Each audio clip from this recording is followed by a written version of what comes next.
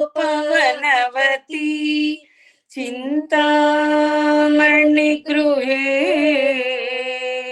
शिवाकारे मञ्चे परमशिव पर्यङ्कनिलया भजन्ति त्वां धन्याः कतिचन चिदानन्द లహరి. ఓకే అమ్మా, 8 శ్లోకాలు మళ్ళా ఈరోజు మననం చేసుకున్నాము. కొత్త శ్లోకంలోకి అడుగు పెడదాము. 9వ శ్లోకం పాడతారు ఎవరని? నేను పాడాక మీరు పాడుదురు గారు. అమ్మమ్మ నేను పాడతాను.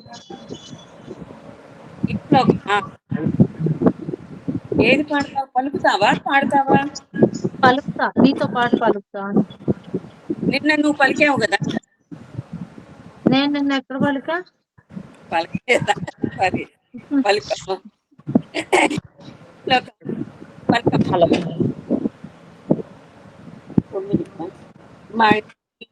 మూలాధారే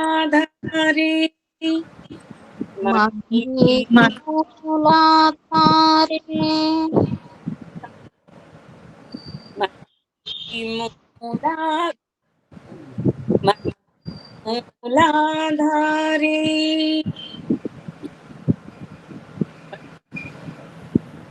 వేరే ఎవరో చెప్తున్నారమ్మమ్మ, అందుకని నేను ఆగుతున్నాను. అమ్మా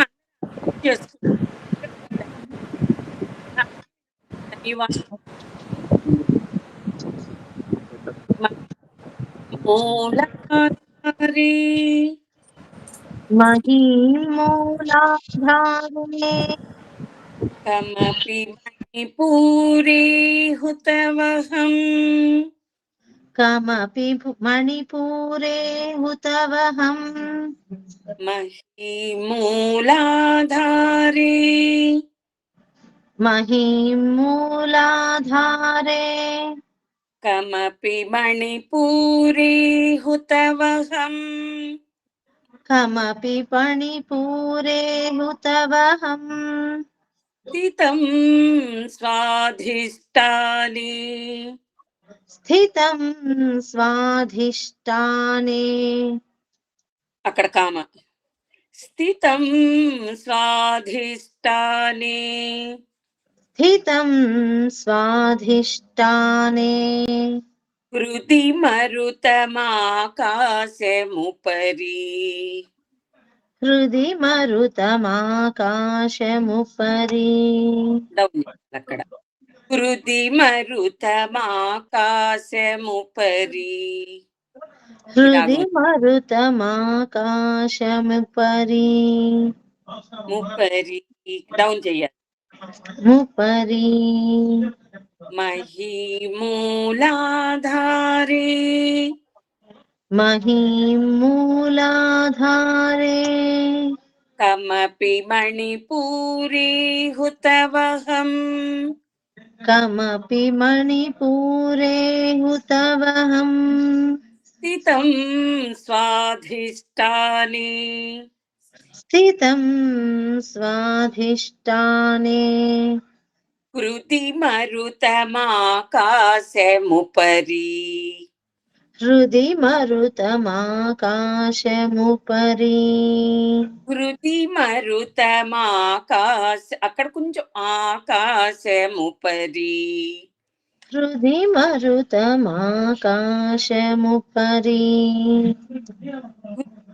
స్థితం స్వాధిష్టానే హృది మరుతమాకాశముపరి స్థితం స్వాధిష్టానే హృది మరుతమాకాశముపరి. డౌన్ చెయ్యాలమ్మ అక్కడ. స్థితం హృది మరుతమాకాశముపరి స్థితం స్వాధిష్టానే హృది మరుతమాకాశముపరి.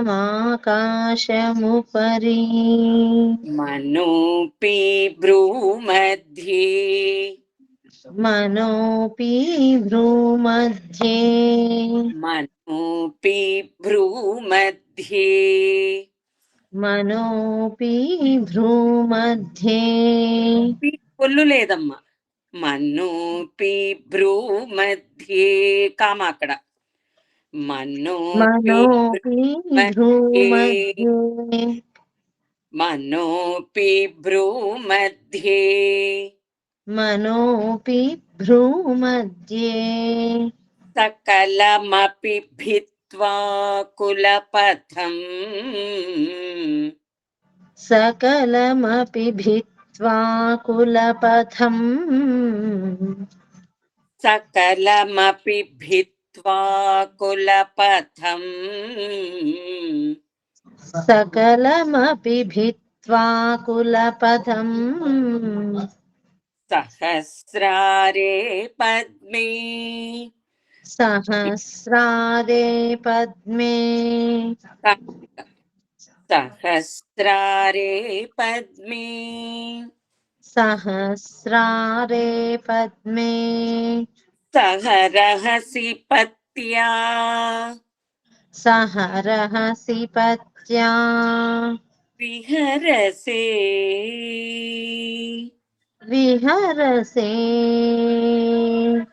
సహస్రారే పద్మే సహరహసి పత్యా విహరసే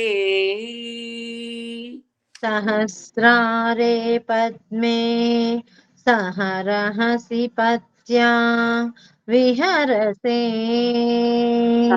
పై కాపాలి. మళ్ళా మొత్తం నేను ఒక్కొక్క లైన్ చెప్తాను, నువ్వు ఒక్కొక్క లైన్ చెప్పు. మహీమూలాధారే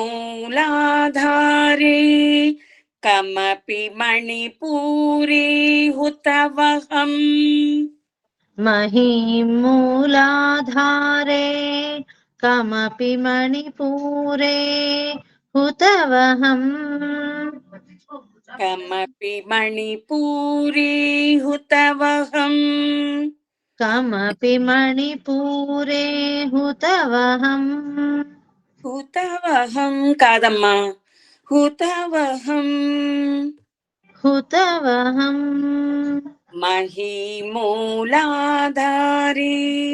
కమపి మణిపూరే హుతవహం महीमूलाधारे कमपि मणिपूरे हुतवहम् హుతవహం. हुतवहम् అక్కడేదో నువ్వు పాత రాగాలేదో తెస్తున్నావు. అక్కడ నువ్వు పాత పదాలేవో నీకు అలవాటు పడిపోయాయి, అందుకని హుతవహం లోగా నేర్చుకున్నాను हुतवहम् బాగా చెప్పేస్తున్నావు. మహీమూలాధార్ కొంచెం ఆడియో వింటుంటే మీరు పలకటం కూడా కరెక్ట్ గా పలుకుతారు. ఈ రోజు నెక్స్ట్ ఆడియో కూడా పెడతారు 5 శ్లోకాలది. మీరు రేపటికి ఇవన్నీ విని రేపంతా రిహార్సల్ క్లాసే, మనమంతా సాధన చేసుకుందాం కొత్తవి చెప్పుకోకుండా, అప్పుడు కరెక్ట్ అయిపోతారు. సరేమ్మా. మహీమూలాధారే కమపి మణిపూరే హుతవహం महीमूलाधारे कमपि मणिपूरे हुतवहम् స్థితం స్వాధిష్టానే హృది మరుతమాకాశముపరి स्थितं स्वाधिष्ठाने हृदि मरुतमाकाशमुपरि ఆ డౌన్ చేస్తున్నా, ల్యాండ్ డౌన్ చేస్తున్నా, అది అది గమనించుకోవాలి. मुपरि ముపరి ముపరి मुपरि స్థితం స్వాధిష్టానే హృది మరుతమాకాశముపరి स्थितं स्वाधिष्ठाने हृदि मरुतमाकाशमुपरि హృది మరుత హృది మరుత हृदि मरुत హృది माका మరుతమాకాశముపరి హృది మరుతమాకాశముపరి మనోపి భ్రూमध्ये మనోపి భ్రూमध्ये మనోపి భ్రూमध्ये మనోపి భ్రూमध्ये సకలమపి భిత్వా కులపథం సకలమపి భిత్వా కులపథం సహస్రారే పద్మే సహస్రారే పద్మే సహరహసి పత్యా విహరసే సహరహసి పత్యా విహరసే సహస్రారే పద్మే సహరహసి పత్యా విహరసే సహస్రారే పద్మే సహరహసి పత్యా విహరసే ల్యాండింగ్ లాస్ట్ లో బాగా చేసావు. చేశాను. ఫస్ట్ కొద్దిగా అయినా ఫస్ట్ టైం అయినా బాగా పలికామమ్మా. కొంచెం లాస్ట్ లో కొద్ది మిస్టేక్స్ అవి కొంచెం 4 సార్లు విన్నావంటే, ఆడియో విన్నావంటే కరెక్ట్ చేసుకోగలవు. ఓకే అమ్మా. అందుకే చెప్తాను. Okay, thank you. ఇంకొక జాహ్నవి పలుకుతారి మూలాధారే మహిమూలాధారే కమపి మణిపూరే హుతవహం కమపి మణిపూరే హుతవహం స్థితం స్వాధిష్టానే స్థితం స్వాధిష్టానే హృది మరుతమాకాశముపరి హృది మరుతమాకాశముపరి మనోపి భ్రూमध्ये మనోపి భ్రూमध्ये సకలమపి భిత్వా కులపథం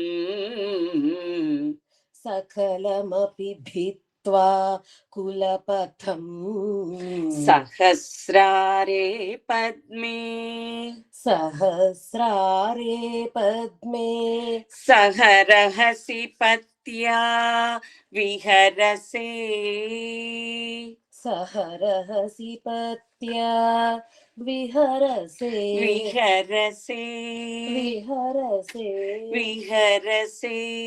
విహరసే కరెక్ట్. ఇంకొకసారి మొత్తం చెప్తాను. మహిమూలాధారే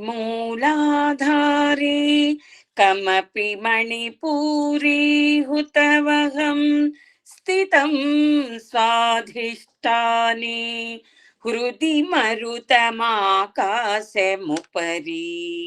మనోపి భ్రూमध्ये సకలమపి భిత్వా కులపథం సహస్రారే పద్మే సహరహసి పత్యా విహరసే మహిమూలాధారే కమపి మణిపూరే హుతవహం హుతవహం హుతవహం స్థితం స్వాధిష్టానే హృది మరుతమాకాశముపరి మనోపి భ్రూमध्ये సకలమపి భిత్వా కులపథం సహస్రారే పద్మే సహరహసి పత్యా విహరసే.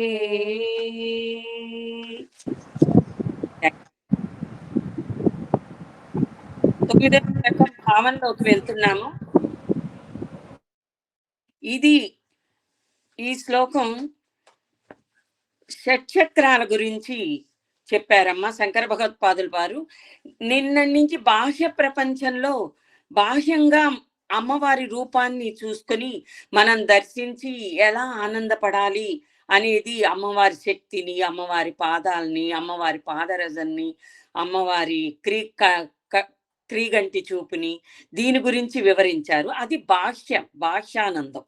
అంతర్ముఖ ఆనందంలో అంటే షట్చక్రాలని యాక్టివేట్ చేసుకుంటేనే కానీ అంతర్ముఖ ఆనందాన్ని పొందలేము అని చెప్తున్నారు.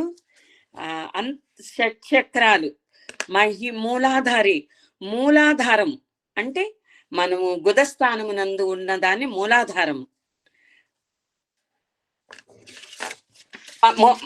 ఆ షట్చక్రాలతో మన శరీరం అంతా షట్చక్రాలతో ఉంటదమ్మా. మూలాధారము అంటే గుదస్థానం ముందు ఉంటుంది. స్వాధిష్టానము అంటే పొట్ట భాగంలో ఉన్న చక్రాన్ని స్వాధిష్టానము అంటారు. అది బొడ్డు కింద ఉండే చక్రాన్ని స్వాధిష్టానం అంటారు. మణిపూరకము, 3వ చక్రం మణిపూరకము, అది బొడ్డు కింద ఉంటుంది. 4వది హృదయ స్థానంలో ఉంటుంది, అది అనాహత చక్రము. 5వది విశుద్ధ చక్రం, గొంతు కింద ఉండేది విశుద్ధ చక్రం. విశుద్ధ చక్రం యాక్టివేట్ అయితేనంట మనము ఏదైనా పాడగలుగుతామంట, ఏదైనా స్వచ్ఛమైన మాటలు, స్వచ్ఛంగా మన వాక్కులు శుద్ధిగా ఉంటాయట. అందరూ మనం విశుద్ధి చక్రాన్ని యాక్టివేట్ చేసుకోవడానికి ప్రయత్నం చేద్దాం. అసలు అదొక్కటే కాదు, ఇవన్నీ యాక్టివేట్ అయితే మధ్యలో ఆపకూడదు. గొంతు దగ్గర విశుద్ధ చక్రం, భ్రుకుటి మధ్య ఆజ్ఞాచక్రం. ఎప్పుడైతే భ్రుకుటి మధ్య ఆజ్ఞాచక్రం దగ్గరికి వచ్చామో మనకు అన్ని విషయాలు తెలుస్తాయి, మనము అన్ని తెలుసుకోగలుగుతాము. అంటే సమస్తము అది మా సాధకులకి కాదు, అది ఎవరికి వీలవుతుందంటే ఈ శ్లోకంలో ఆ తల్లిని సాధించే వాళ్ళకి ఇది వీలవుతుందమ్మా. మనము ఆ స్థితికి రావాలని. ఆ తర్వాత ఈ సహస్రారం గురించి చెప్పాల. ఈ షట్చక్రాలు యాక్టివేట్ అయితే సహస్రార చక్రానికి చేరుతాము. సహస్రార చక్రంలో సహస్రదళ పద్మాలు ఉంటాయట. సహస్ర రేకులు ఉన్న 1000 రేకులు. సహస్రం అంటే 1000 రేకులే కదా. ఆ పద్మంలో స్వామి విహరిస్తుంటారట. అప్పుడు ఆ తల్లి సహస్ర పద్మానికి చేరి నువ్వు చేరి అక్కడ విహరిస్తుంటావు తల్లి అని మనకి ఈ దీంట్లో శంకర భగవత్పాదుల వారు తెలియజేశారు. ఈ శ్లోకం వివరణ చెప్తాను.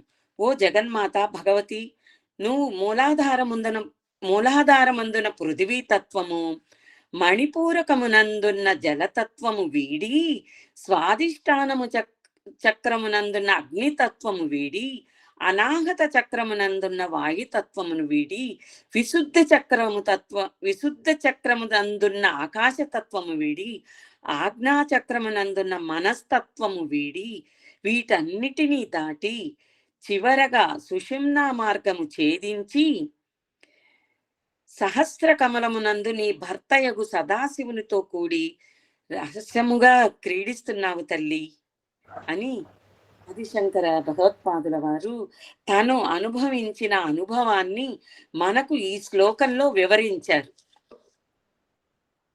మనము మన శరీరం కూడా పంచభూత తత్వం. మన శరీరమే పంచభూత తత్వం. ఆ పంచభూతాలంటే అగ్ని, వాయువు, గాలి, జలము, ఆకాశము. అగ్ని, వాయువు, జలము, భూమి, ఆకాశము. ఈ పంచభూత తత్వము నుండే మన శరీరము నిమగ్నం, మన శరీరం ఇమిడి ఉంటుందన్నమాట. ఇప్పుడు ఈ పంచభూతాల తత్వాలన్నీ ఛేదించుకోగలిగి మన సహస్రారం చేరుకుంటాము. ఇప్పుడు మనకి ఇది శ్వాస మీద ధ్యాస గురించి చెప్తున్నారు చూడండి. అది నాడీ మండలము శుద్ధి అయితే అంటే మనము శ్వాస మీద ధ్యాసను నిలిపితే మనము మన పీల్చే గాలిని గమనించాలన్నమాట. శ్వాస మీద ధ్యాస అంటే మనము పీల్చే గాలిని మనము అనేక రకాలైన ఆలోచనలు వస్తుంటాయి ధ్యానంలో. అన్మ్యూట్లో పెట్టుకోండి, మ్యూట్లో పెట్టుకోండి. అందరూ డిస్టర్బ్గా ఉంది, మ్యూట్లో ఉండండి. మనము పోయింది. మనము మన శ్వాసని మనం గమనించాలి. మనం ధ్యానం కాడ కూర్చోగానే రకరకాలైన ఆలోచనలు వస్తూ ఉంటాయి. ఇది మానవ జన్మ కదా, ఇది సంసార సాగరంలో కొట్టుమిట్టాడే వాళ్ళం, ఇలా కాకపోతే ఎలా ఉంటుంది మనకి? ఆ పరిపక్వత రావాలి అంటే ఆ ధ్యాన స్థితిని కూడా పొందగలిగితే మనం పరిపక్వత స్థితికి చేరుతాము, సహస్రారం దగ్గరికి చేరుతాము. అది మనం రకరకాల ఆలోచనలు వస్తుంటాయి కదా, అప్పుడు దీర్ఘ శ్వాస తీసుకొని మళ్ళా మనము శ్వాసని గమనించాలి. శ్వాసని గమనించటము అంటే ఎక్స్ట్రా శ్వాస పీల్చుతూ గమనించుకోవడం కాదు, మనము సహజంగా స్వాభావికంగా జరిగే శ్వాసని గమనించుకోవడం. శ్వాస మీద ధ్యాస, అది గమనించుకుంటూ మనము అంటే మనకి శ్వాస పీల్చి వదిలినప్పుడు మనకు ఇక్కడ ఆ స్పర్శ తగులుతుంది. ఆ స్పర్శని గమనించగలిగితే మన కాన్సన్ట్రేషన్ మొత్తం శ్వాస మీద ఉన్నట్లు కరెక్ట్ అన్నమాట. శ్వాస మీద ధ్యాస ఉన్నట్టు. ఎప్పుడైతే శ్వాస మీద ధ్యాసని నిలపగలుగుతామో అప్పుడు షట్చక్రాలన్నీ యాక్టివేట్ అయ్యి నాడీ మండలము శుద్ధయ్యి బ్రహ్మరంధ్రము ద్వారా మనలోకి ఎనర్జీ పాస్ అవుతుంది. ఆ ఎనర్జీ పాస్ అవుతూ ఉంటే మనకి ఎక్కడ అనారోగ్యము, ఎక్కడ నొప్పులు ఉన్నాయో, ఎక్కడ బాధలు ఉన్నాయో అక్కడికి ఆ ఎనర్జీ పాస్ అవుతా అక్కడ నొప్పులు కలుగుతుంటాయి, నొప్పులు వస్తుంటాయి, అక్కడ శుభ్రత చేస్తుంటా అనమాట. ఆ ఎనర్జీ అక్కడ శుభ్రత చేస్తుంది. ఆ శుభ్రత చేసేటప్పుడు మనకు నొప్పులు వచ్చాయి, అమ్మో నేను ధ్యానంలో కూర్చోకాని నాకు కాళ్ళు నొప్పులు వచ్చాయి, మోకాళ్ళ నొప్పులు వచ్చాయి, మెడ నొప్పి వచ్చింది, మన భుజాల నొప్పులు వచ్చినాయి అనుకొని మనం వెంటనే కళ్ళు తెరవకూడదు. మనము ఆ ధ్యానం నుంచి లేవకూడదు. మనం ఆ ధ్యాసలో ధ్యానం చేసుకుంటూనే ఉంటే అప్పుడు అక్కడ క్లీన్ అవుతుంది. మనకు ఎక్కడ సమస్య ఉందో ఆ సమస్యని శుభ్రత చేసి మన బాడీ మొత్తం ఆ ఎనర్జీ పాస్ అవుతుంది. అలా మనం సాధించుకోగలిగితే ఆ నాడీ మండల శుద్ధి దాకా చెయ్యాలి అంటే చాలా సాధన చెయ్యాలి. ఆ సాధన చేస్తే తప్పకుండా మన నాడీ మండలం శుద్ధి అయ్యి బ్రహ్మరంధ్రము ద్వారా మనం మన ఎనర్జీని పాస్ చేసుకొని మన శక్తిని పొంది అసలు ఆ ధ్యానం నుంచి ఎంతసేపు కూర్చున్నా మనకి ధ్యానం సంగతి తెలియదు అనమాట. ఎంతసేపు కూర్చున్నాము అనేది కూడా తెలియదు. కళ్ళు తెరిచి చూసి ఎంతో గంట అవ్వచ్చు, 2 గంటలు అవ్వచ్చు, అరగంట అవ్వచ్చు, 10 నిమిషాలు అవ్వచ్చు. అయితే ధ్యానం అనేది ఎంతసేపు చెయ్యాలి, ఎంతసేపటి కుదురుతుంది అనేది చెప్పలేము. మనము చేసే కాన్సన్ట్రేషన్ బట్టి ఆ ధ్యానం కుదురుతుంది, ఆ ధ్యాస కుదురుతుంది. శ్వాస మీద ధ్యాసే మనకు ధ్యానం అన్నమాట. అది మనం ఎప్పుడైతే మనం కళ్ళు తెరిచేసామో, మధ్యలో కళ్ళు తెరిచామంటే అది వెళ్ళిపోతుంది, ఆ ఎనర్జీ వెళ్ళిపోతుంది. మనం మళ్ళా ఆ ఎనర్జీని పొందాలి అంటే చాలా టైం పడుతుంది. కాబట్టి ఇలా ధ్యానం చేసుకుంటూ మన బాడీని మనము ఎనర్జీతో ఉంచుకోగలుగుతాం, ఎనర్జీని పొందగలుగుతాం, మన బాడీని మనం పరిశుభ్రత చేసుకోగలుగుతాం. ఇలా ఆ రోజుల్లో మునులు, సాధువులు, ఋషులు అరణ్యాలకు వెళ్ళి అన్ని త్యజించి ఏ బాధ్యతలు లేకుండా దేనిలో ఉండకుండా వారు మన తపస్సు చేస్తుంటారు, ధ్యాన శక్తితో ఎన్నో సంవత్సరాల పాటు ఉంటుంటారు. ఇప్పుడు ఏంటంటే మనకి తేలికైన మార్గాన్ని మన కార్యక్రమాల్లో మనం ఉంటూ, మన బాధ్యతల్లో మనం ఉంటూ మనము శ్వాస మీద ధ్యాసని నిలుపుకుంటే మనకి తేలిక మార్గాన్ని సూచించారు మన పత్రిజీ గారు. ఆ తేలిక మార్గాన్ని కూడా పట్టుకుంటే మనము మన శరీరాన్ని మనమే యాక్టివేట్ చేసుకొని ఎంతో ఎనర్జీగా ముందుకు వెళ్ళగలము. ఆ శక్తితోటే ఆ జగన్మాత ఇచ్చిన శక్తి, ఆ శక్తి కూడా మనకు మార్గమే గురువులు సూచించారు. ఆ శక్తి వచ్చేది ఎవరి ద్వారా? ఆ జగన్మాత ద్వారా. ఆ జగన్మాత వల్లే మనం శక్తిని పొందగలుగుతున్నాము.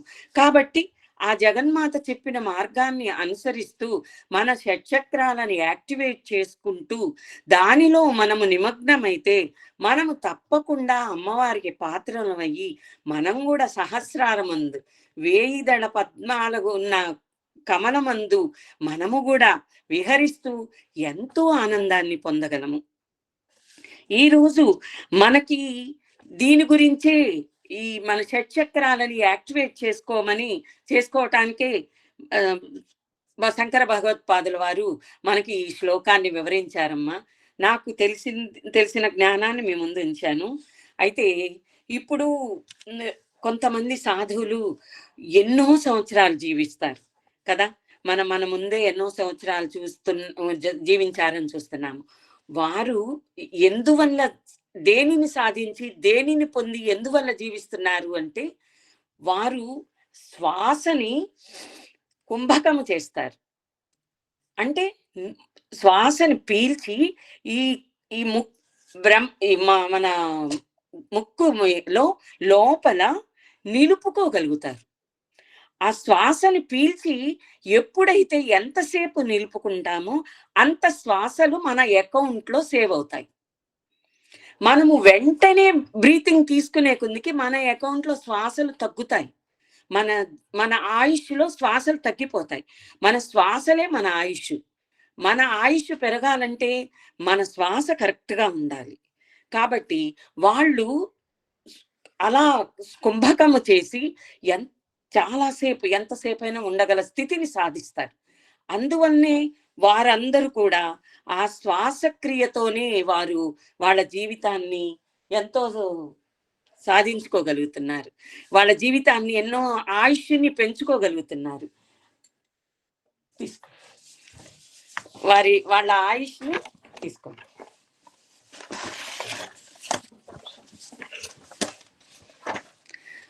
వారి ఆయుష్ని పెంచుకోగలుగుతున్నారు.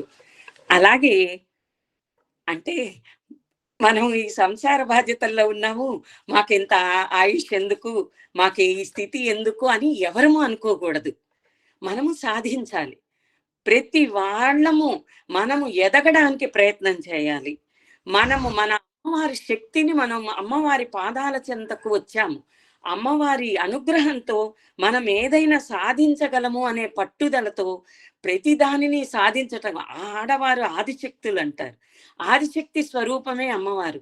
కాబట్టి మనము దీనిని సాధించడానికి, మనము కావలసిన దాన్ని పొందాలి అంటే ఈ స్థితి మనం పొందాలి, ఈ స్థితి మనం సాధించాలి.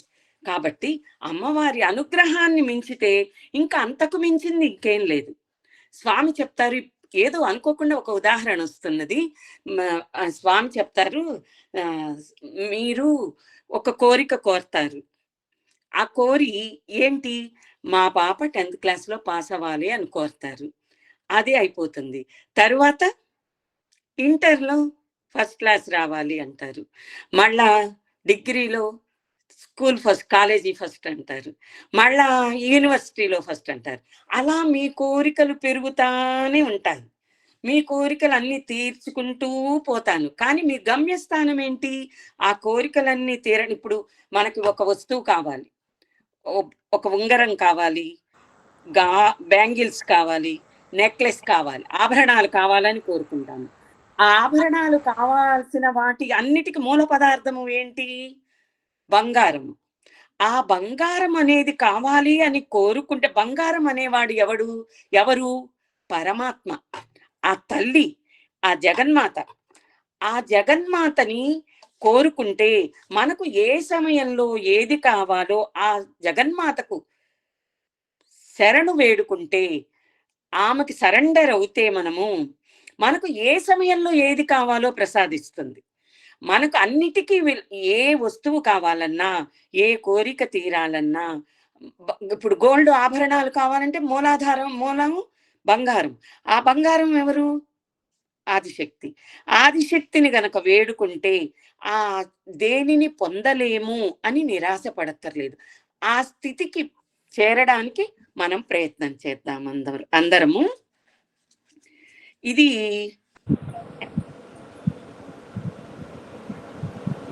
ఓకే. నెక్స్ట్ శ్లోకంలోకి వెళ్దాము. 10వ శ్లోకం. ఎవరు పలుకుతారు? ఎవరు పలుకుతారు? నేను పలుకుతాను మేడం. నేను పలుకుతా. ఎవరు? లావణ్య. శ్రీమాత్రే ఓకే. నమః. శ్రీమాత. సుధాధారా సారైః సుధాధారా సారైః సుధాధారా సారైః. సుధాధారా సారైః అక్కడ కామ అమ్మ. సుధాధారా సారైః. సుధాధారా సారైః అక్కడ విసర్గం కూడా పెట్టు. చరణయుగళాంతర్విగలితైః. చరణయుగళానుగర్గలితైః చరణయుగళాంతర్వగళితైః. చరణయుగళాంతర్గర్ అక్కడ ఏంటనంటే చరణయుగళాంతర్విగళితైః.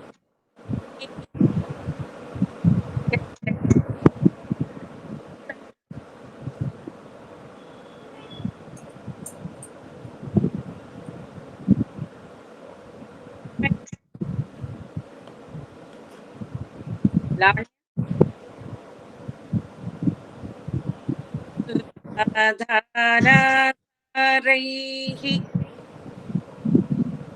అమ్మ తనకి నెట్ పనిచేయట్లేదు లాగుంది. కాచాని నువ్వు పలుకమ్మా.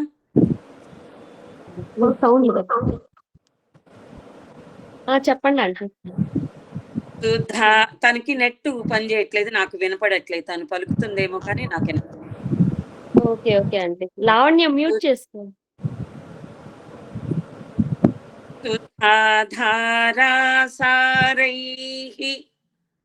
సుధాధారా సారైః చరణయుగళాంతర్విగళితైః. చరణయుగళాంతర్విగళితైః. అక్కడ విసర్గం ఉంది కదా. సుధాధారా సారైః కామ అమ్మ అక్కడ. ఓకే అండి. చరణయుగళాంతర్విగళితైః. సుధాధారా సారైః చరణయుగళాంతర్విగళితైః. ప్రపంచం సించంతి. ప్రపంచం సించంతి. అక్కడ కామ. మీకు ఈ సంధి అర్థమైతే సరి, లేకపోతే ప్రపంచం సున్నా ఛా పెట్టుకుంటే మీరు తేలిగ్గా పలుకుతారు. సించంతి దీని దగ్గర కూడా సున్నా చా. Okay okay. ప్రపంచం సించంతి. ప్రపంచం సించంతి. పునరపి రసామ్నాయమహసః. పునరపి రసాన్నాయమహసః. ప్రపంచం సించంతి. ప్రపంచం సించంతి. పునరపి రసామ్నాయమహసః. పునరపి రసాన్నాయమహసః. అవాప్య స్వాం భూమిం. అవాప్య స్వాం భూమిం. కామ అమ్మ అక్కడ. అవాప్య అవాప్య స్వాం భూమిం. భుజగనిభమధ్యుస్థవలయం. జగనిభమధ్యుష్టవలయం. భుజగనిభమధ్యుస్థవలయం. జగనిభమధ్యుష్టవలయం. స్వమాత్మానం కృత్వా.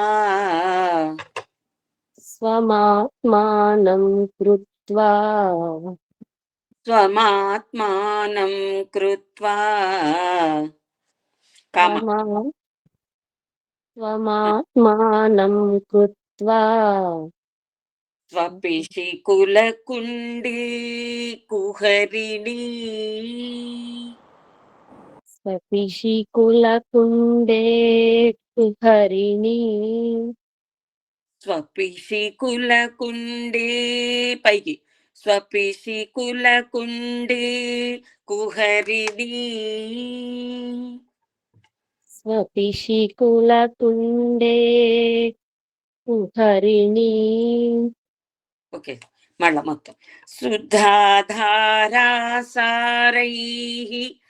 చరణయుగళాంతర్విగళితైః సుధాధారాసారైః అక్కడ చరణై ధాకి ధాకి రెండు దానికి కూడా ఒత్తుంది కదా, ఒత్తి పలికితే ఒత్తి పలకాలి. శుద్ధాధారాసారైః సుధాధారాసారైః కరెక్ట్. చరణ చరణ ఇప్పుడు ఇక్కడ విసర్గం పెట్టుకున్నాం కాబట్టి ఈ చాని విడదీసాము. చరణ యుగళం చరణ చా పెట్టుకోవాలి అక్కడ. శుద్ధాధారాసారైః చరణయుగళాంతర్విగళితైః సుధాధారాసారైః చరణయుగళాంతర్విగళితైః ప్రపంచం సించంతి ప్రపంచం సించంతి ప్రపంచం సించంతి ప్రపంచం సించంతి సుధాధారాసారైః చరణయుగళాంతర్విగళితైః ప్రపంచం సించంతి పునరభిరసానాయ మనసః.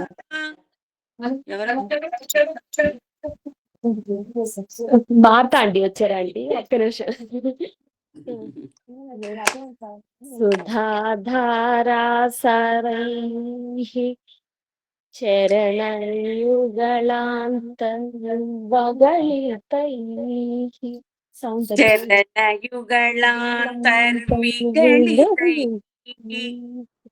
చరణయుగళాంతర్విగళితైః ప్రపంచం సించంతి పునరపి రసాన్నాయ మహసః అవాప్య స్వాం భూమిం. అక్కడ అవాప్య స్వాం భూమిం. అవాప్య స్వాం భూమిం భుజగని అవాప్య స్వాం భూమిం. అవాప్య స్వాం భూమిం భుజగనిభమత్యుష్టవలయం మమాత్మానం కృత్వా స్వపిషి కులకుండే కుహరిణి. Very good. మళ్ళీ ఇంకొకసారి భారత ఆంటీ చదువుతారు, అడుగు. 5వ శ్లోకం, అదే 10వ శ్లోకం.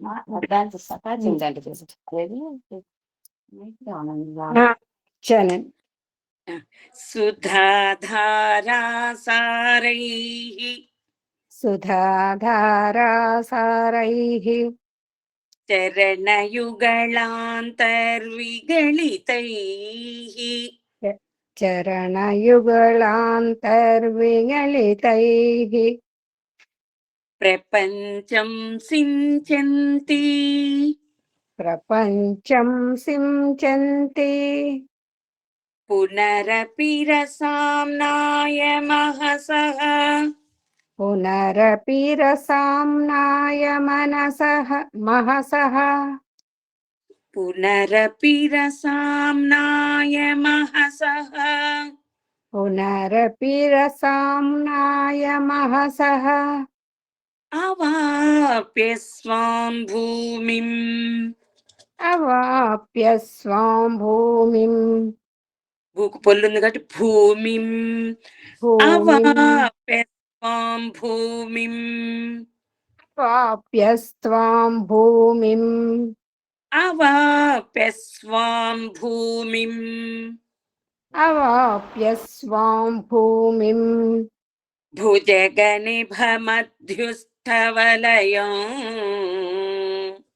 భుజగనిభమధ్యుష్టవలయాం భుజగనిభమధ్యుస్థవలయం భుజగనిభమధ్యుష్టవలయం స్వమాత్మానం కృత్వా స్వమాత్మానం కృత్వా స్వమాత్మానం కృత్వా స్వమాత్మానం కృత్వా పపిషి కులకుండీ కుహరిణీ స్వపిషికులకుండే కుహరిణి స్వపిషి కులకుండీ పొల్లుంది కదా, డే పైన పొల్లుంది కదా, అందుకని దాన్ని కొంచెం పైకి రాగితే రాగం అందంగా ఆనందంగా ఉంటది వినేదానికి. స్వపిషి కులకుండే కుహరిణీ స్వపిషికులకుండే కుహరిణి. Very good. అంతే. ఒక్కసారి నేను మొత్తం చదువుతాను, మీరు మొత్తం చదువు. సుధాధారాసారైః చరణయుగళాంతర్విగళితైః ప్రపంచంతి పునరపి రసామ్నాయమః సః అవాప్య స్వాం భూమిం భుజగనిభమధ్యుస్థవలయం స్వమాత్మానం కృత్వా స్వపిషి కులకుండీ కుహరిణీ.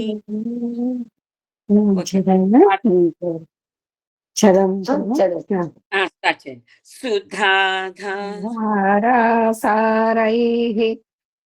చరణయుగళాంతర్విగళితైః ప్రపంచం సించంతి పునరపి రసామ్నాయమః సః అవాప్యం స్వాం భూమిం భుజగనిభమధ్యుష్టవలయం స్వమాత్మానం కృత్వా స్వపిషికులకుండే కుహరిణి. వెరీ గుడ్ అండి, బాగా చదివారు. ఓకే, మీరు అన్మ్యూట్ చేసుకోండి. అక్కడ మ్యూట్ లో ఉండండి. మ్యూట్ లో ఉంటే దీని అర్థం చెప్పుకుందాం కొంచెం. తల్లి, దీంట్లో ఈ శ్లోకంలో భగవత్పాదుల వారు మానవ శిరస్సునందలి బిందు స్థానము బ్రహ్మరంధ్రం, ఇప్పుడు నేను ముందే చెప్పినట్టున్నా. అయితే ఈ బ్రహ్మరంధ్రం అచ్చటికొచ్చిన సాధనతో సాధకులకు కలిగే అమృత ధారల స్నానం గురించి వర్ణించారట. సుధాధారాసారైః, సుధాధారాస అమృత ధారలు వస్తాయట. అంటే బ్రహ్మరంధ్రానికి నేను ముందు చెప్పాల్సిన అర్థ భావం ముందే చెప్పేసినట్టున్నా. సుధాధారాస ధార. ఈ శ్లోకంలో శంకర భగవత్పాదులు వారు మన శిరస్సునందలి బిందుస్థానము మనము చిన్నపిల్లలప్పుడు అదే నాడీ మండల శుద్ధి, ఈ మాడు ఉంటుంది చూడు, అదే బిందుస్థానం. ఆ మాడు మెత్తగా ఉంటది, జాగ్రత్తగా టచ్ చేయాలి, మనం చెయ్యి జాగ్రత్తగా టచ్ చేయాలని కూడా పెద్దవాళ్ళు చెప్తుంటారు. అదే బిందుస్థానం. ఆ బిందుస్థానం నుంచే మనకి శక్తి ఎనర్జీ పాస్ అవుతుందన్నమాట. సాధకులకి కలిగే అమృత ధార స్నానం గురించి చెప్పారనమాట స్వామి దీంట్లో. ఈ ప్రపంచం అనగా శరీరంలోని 72,000 నాడీ మండల సముదాయమేనట. మన శరీరం మొత్తం 72,000 నాడులతో నిండి ఉన్నదట. ఓ జ్ఞానస్వరూపిణి జగన్మాత, నీ ధ్యాన యోగం సమాధి స్థితి సాధించిన భక్తులు సాధకులు సహస్రార కమలంలో బ్రహ్మరంధ్రము, ఆ మాడులోనే బ్రహ్మరంధ్రం అంటారు. ఆ మాడు ఉన్న స్థానమే బ్రహ్మరంధ్రము. అక్కడ బ్రహ్మరంధ్రాన్ని యాక్టివేట్ చేసుకోగలిగితే అమృత ధారలచే స్నానం చేసి శరీరంలోని నాడీ మండలం అంతా అమృత ధారలచే తడిసి మరలా చంద్రుని వీడి అనగా ఆజ్ఞాచక్రములో నుండి క్రిందకి అవరోహణ క్రమంలో శ్వాసను నడిపి నీ స్వస్థానమైన మూలాధార పద్మంలోని చేరుకోగలుగుతాం. నేను ఇప్పుడు చెప్పిందే సహస్రారం నుంచి మూలాధార స్థితికి చేరేది చెప్పాను కదా. మనము యాక్టివేట్ అవుతే మనము షట్చక్రాలని స్వాధీనమై పైనుంచి యాక్టివేట్ అవుతూ కిందకి వస్తాము అని చెప్పాను కదా. మన ఆ షట్చక్రాలని చెప్పాను కదా.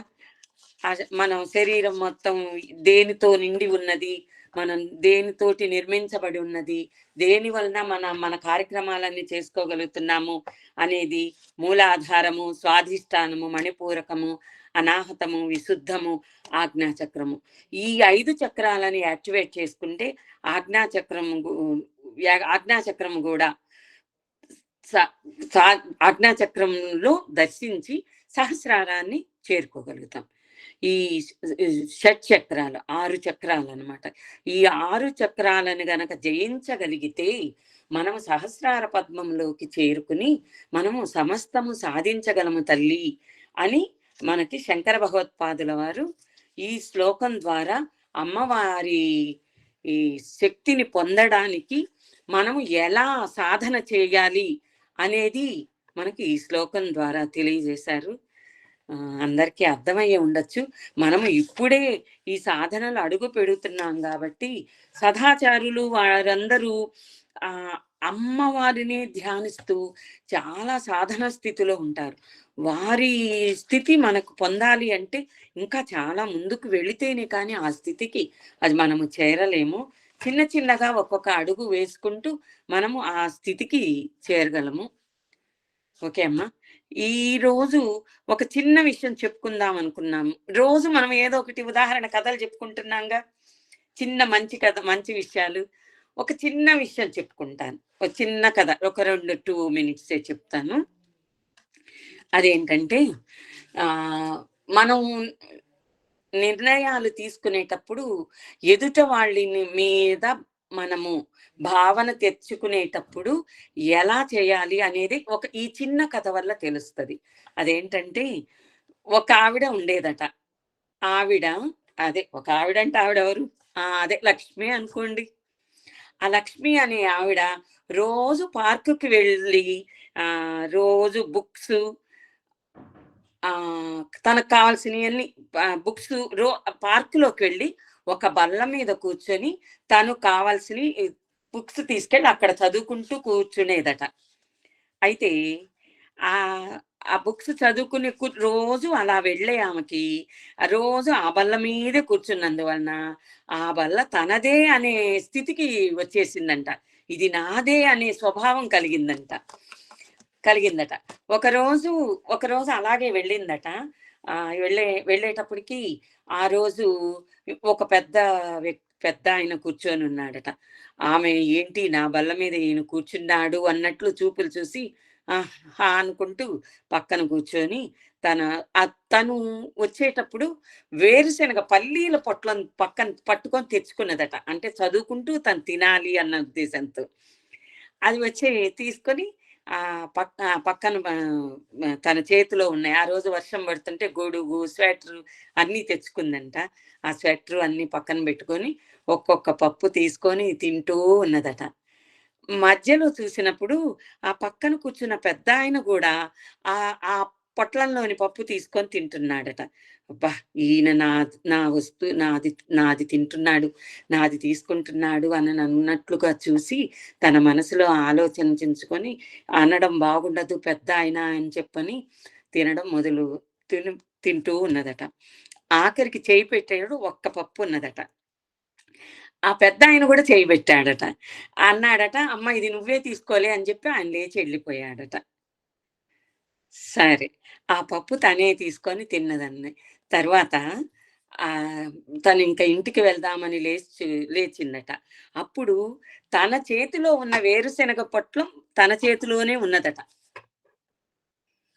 అది ఆ పప్పులు ఇప్పటిదాకా తిన్నది ఆ పెద్ద ఆయన తెచ్చుకున్న పొట్లంలోదనమాట. అది తను గ్రహించక తను చేసింది తనది, తన వస్తువుని పక్కన వాళ్ళు తీసుకుంటున్నారు అని భావించి మనసులో ఆయనని అనేక రకాలుగా అనుకుంది కదా.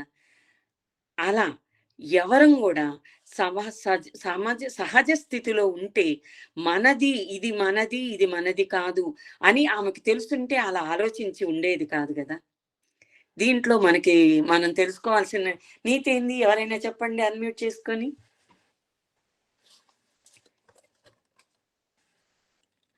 అన్మ్యూట్ అయ్యి ఒక్కళ్ళు చెప్పరా? లేరా ఎవరు? ఓకే అమ్మా.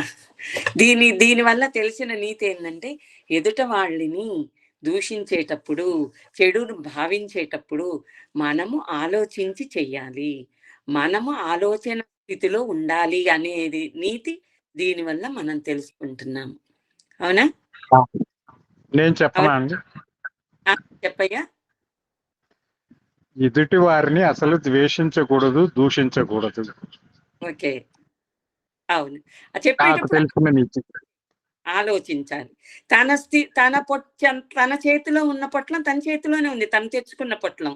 పక్కన ఆయన పొట్లం తీసుకొని అది గమనించక తన సహజ స్థితిలో లేక ఎదుట పక్కన అతన్ని మనసులో చెడు భావించింది. కరెక్ట్ గా చెప్పావయ్యా. అదే ఇప్పుడు ఆయన ఆమెనేమి అనలేదు కదా. ఆఖరిలో ఒక పప్పు మిగిలినా కూడా అది నువ్వే తీసుకోమ్మా అన్నాడు. అంటే అక్కడ ఆయన సహృదయత అనేది అర్థమైంది. అలా ఆయన్ని ఫాలో అవ్వాలనేది నీతి. అది అన్నమాట. ఈమెలాగా మనము చెడు ప్రవర్తనతో, చెడు ఆలోచనలు, అంటే చెడు అంటే ఏంటి? చెడు అంటే మన భావనలే. మన ఆలోచన స్థితి కరెక్ట్గా ఉంటే మన ఆలోచన, మన స్థితి కరెక్ట్గా మన ఆలోచనలు కరెక్ట్గా ఉంటే మన ప్రవర్తన కరెక్ట్గా ఉంటుంది. అందుకని మనం అందరం కూడా ఇలాగే మనము అమ్మవారి ఒడిలోకి చేరడానికి వచ్చాము, అమ్మవారికి ప్రీతికి పాత్రలు అవడానికి వచ్చాము. కాబట్టి మనం అందరం కూడా సహజ స్థితిని పొంది, అమ్మవారి అనుగ్రహాన్ని పొంది మనము ముందుకు వెళ్ళాలి అన్న సంకల్పంతో మనం అడుగు ముందుకు వేశాము. ఆ స్థితిని అందరం పొందగలుగుతామమ్మా, పొందగలగాలి. అదే నా ఆలోచన. ఏదో నాకు వచ్చిన దాన్ని నేను మీ ముందు ఉంచాను, నాకు తెలిసిన విషయం మీ ముందు ఉంచాను. శ్రీమాత్రే నమః అమ్మ అందరికీ. రేపు వంశీ ఆంటీ ఉన్నావమ్మా? ఉన్నా ఆంటీ. రేపు ఎగ్జాంపుల్ బాగుందండి. చిన్న కథ తీసుకోకుండా చెనక్కాయ పప్పులు. నేను ఇవన్నీ బాల వికాస్లో చిన్న పిల్లలకి చెప్పేవి కథలు. ఇవన్నీ బాగుందండి. ఎన్ని సంవత్సరాల క్రితమో చెప్పాను. అది ఈ సమయంలో ఏదో ఒక్కో రోజు ఒక్కొక్కటి పంచాలి అన్న ఉద్దేశంతో గుర్తుకొస్తున్నాయి, చెప్తున్నాను. స్వామి ఇస్తున్నాడు, నేను చెప్తున్నా అంతే. గుర్తు చేస్తున్నారు అనమాట స్వామి. ఓకే, రేపు ప్రాక్టీస్ క్లాస్ పెట్టుకుందాం అనుకుంటున్నాను. ఓకే అండి. 1 to 10 అయినాయి కదా. 10 అయింది. రెండో 5 ఆడియో కూడా పెట్టేసేయండి. Okay okay. మనం రేపు ఈ 10 శ్లోకాలని అందరూ ఆడియో విని కొంచెం ప్రాక్టీస్ చేసుకొని వస్తే రేపు ఎవరు ఎలా పాడగలుగుతారనేది రేపు ఎల్లుండి క్లాసేలమ్మా ప్రాక్టీస్ క్లాస్ పెట్టుకొని మనం దాంట్లో కరెక్ట్ అవుతాము. ఎవ్వరు వెనక్కి తగ్గద్దు. చెప్పమ్మా, చెప్పు నీ మాట.